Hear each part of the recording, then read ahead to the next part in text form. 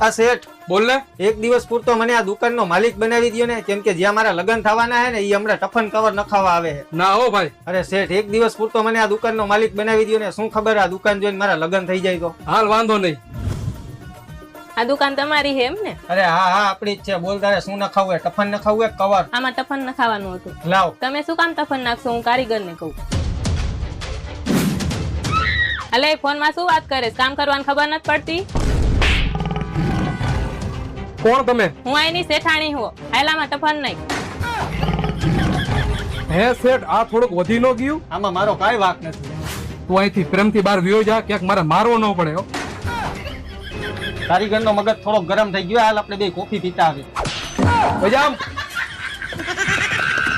હવે તમે આ નામ યાદ રાખી લેજો, ટફન.com, કેમ કે આનું ધમાકેદાર ઓપનિંગ થવા જઈ રહ્યું છે 5 જુલાઈએ, અને તમને ખબર તો હે જ કે તમારો